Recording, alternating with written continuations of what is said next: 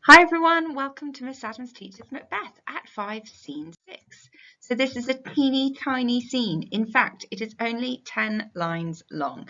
The basis of this moment, Malcolm, Seward and Macduff are our named characters on stage. Malcolm tells everyone to take down their branchy disguises because they are about to storm the castle.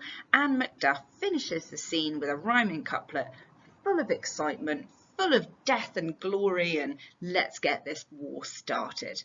That's it. It does, however, pack a punch in terms of Macbeth because it is a really good reminder of what's about to happen and where we're about to go with Macbeth. So the final line of this scene is, make all of our trumpets speak. Lovely personification there, continued in give them all breath. So this is all about creating a sense of volume and power. There's no kind of hiding now. It's like, here we are, sound the bells, we're going to war. Give them all breath, those clamorous harbingers of blood and death. So again, clamorous as an adjective reminds us of the volume. It's really, really emotive. The harbingers, so the bringers, basically that means the bringers of blood and death. He's talking about the soldiers here.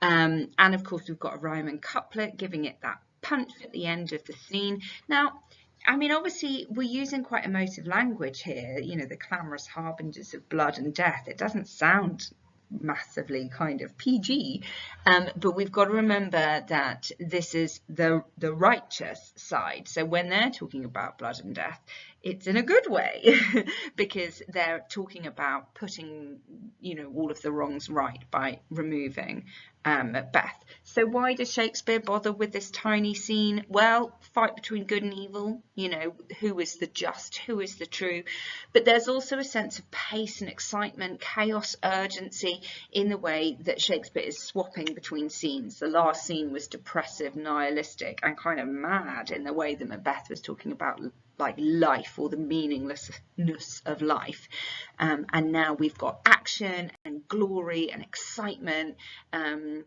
a reminder that Macduff is the one that is going to be putting everything to right, which is why he gets this epic rhyming couplet.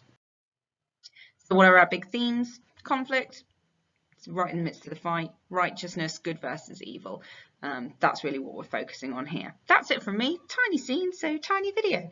Hope that was helpful. Give me a shout if you need anything. Do please subscribe if you haven't already.